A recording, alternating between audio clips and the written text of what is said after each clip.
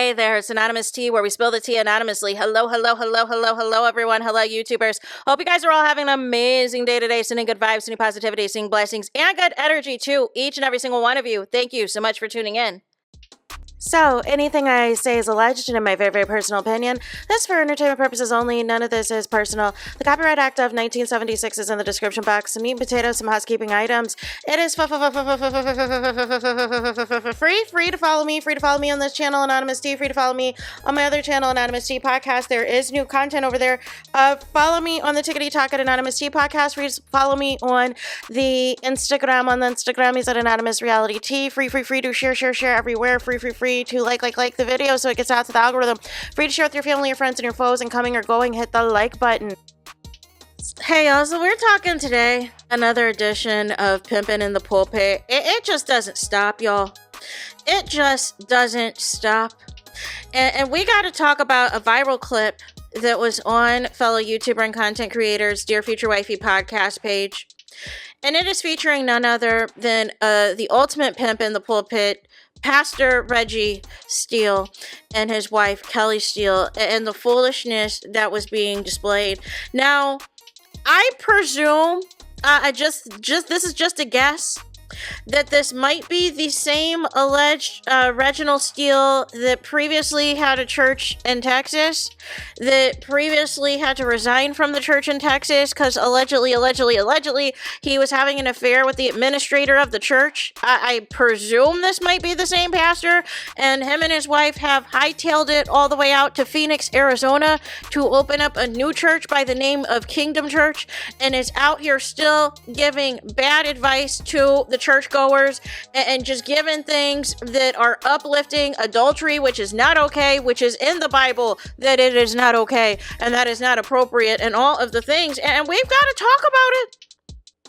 We've got to talk about it. People are posting old clips of where, they're talking about training your triggers, and the wife Kelly is up here talking about some, you can't subscribe to doing any point systems anymore, that if he takes out the trash, you'll have sex with them. If he puts the kids to bed, you'll have sex with them, and da-da-da-da-da-da. Like, you're not allowed to say that you're tired, or you can't do anything intimate anymore, because, he's going to go out and have sex with someone else. He's going to go out and find a trick, find a home wrecker, find somebody else, and there's going to be no rules. There's going to be no point system. And I'm like, are we speaking based off of what you went through?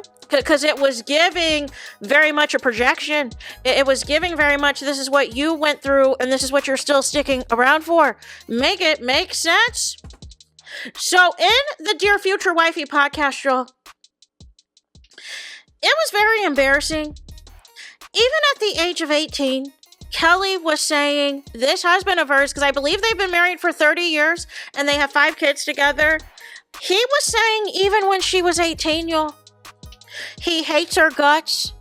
He's never going to love her. He wishes he never married her.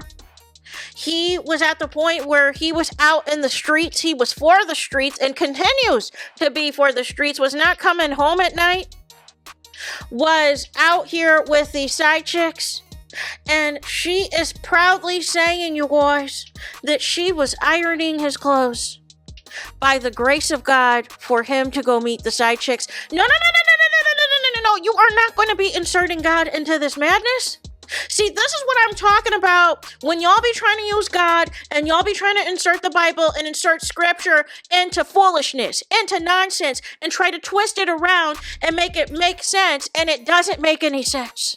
Nobody is telling you out here to stay with a cheater. Nobody is out here telling you to iron clothes for him to go out and see his mistress when he is married to you. Make it make sense. Nobody is telling you to stay with somebody that is telling you to your face that they hate your guts, that they don't love you, they're never going to love you, and they're never going to see it for you. And she's saying that she had a radical heart, and basically she was going to turn this around and they were going to live happily ever after. No. She has lost her mind. And part of why she is sticking around is because essentially her mom divorced her father for cheating, for infidelity. And that should have been the wake-up call for Kelly, that you should have done the same, that you should have divorced Reginald the first time he cheated. You should have divorced him right at 18, right before y'all brought all of those kids into this madness, into this foolishness. And I don't know how old they are, but once they're old enough to Google their parents and Google this foolishness and Google the nonsense that you were saying on this YouTube platform about how much their dad didn't like you, didn't see it for you, is telling you that you are the starter and that the other women are a part of the roster, are a part of the tanglement, are on the bench, that you are his point guard, and that he loves you. However, he likes all of them girls too. He likes everybody else on the team too. He needs the entire team. Make it make sense. Make it make sense. So it is okay for you to basically say, listen, and you're contradicting yourself talking about, well, you know, it depends on whether or not I know, like, it could be a forgiving situation. No. See, this man knows that he can continue to have as many side chicks as he wants. This man knows that he can have as many women on the side as he wants because he knows you are not going anywhere. He knows that you have no self-worth, you have no self-esteem, and what you have is the audacity. And you are getting tons of backlash, and you are getting dragged specifically by other black couples and specifically by black women. And this is why people are like, listen, looky here. This is why, you know, so-and-so and so-and-so is going to say, hey, you know, I'm going to stay moisturized and single. I am going to stay free of this type of toxicity, of this type of demons. Make it make sense staying in a marriage with a man who is out here sleeping with anybody and everybody, potentially bringing home different STDs to you, potentially out here getting side chicks pregnant, and you think this is okay after 30 years? Where is the self-respect? Why can't you stand up? Why can't you sit there and say, you know what, this is not a good look. This is embarrassing for not just myself, but also the 5 kids we share together. I need to do better. I need to do better. I mean, like, why did y'all even go on these podcasts on the first place? Y'all thought y'all was inspiring somebody? Y'all thought that this was a flex? Y'all thought that this was the type of struggle love that people are aspiring to be in 2025? And y'all wonder why the marriage rates are lower right now in 2025 because of foolishness like this.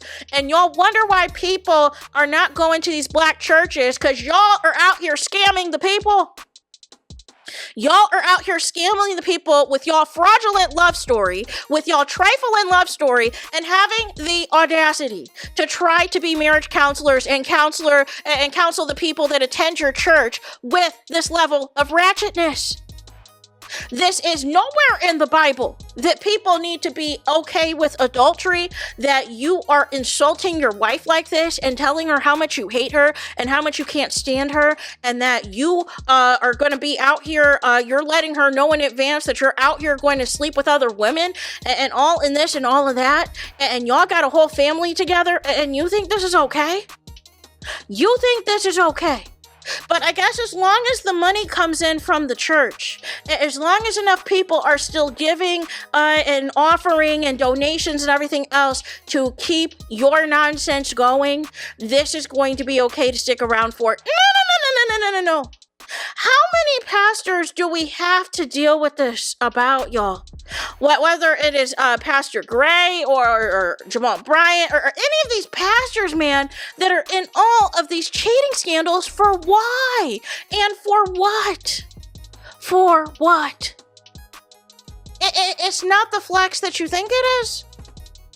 It is not what is hot in the streets, but this is embarrassing. There is nothing positive about this interview that anybody should aspire to want any of this. And this is why people are either staying single or staying out of some of these churches, because if there are people like y'all who are out here just sticking it around, thugging it out after all of this cheating, all of this disrespect and all of this nonsense, and you have the audacity to insert God and insert the Bible and insert scripture into this foolishness, you have lost your mind. So there is that. Let me know your thoughts in the comments. Please do not forget to like, comment, and subscribe. Hit the notification bell so you're notified the moment I post new content on my channel. And with that being said, I'll talk to you guys again very soon.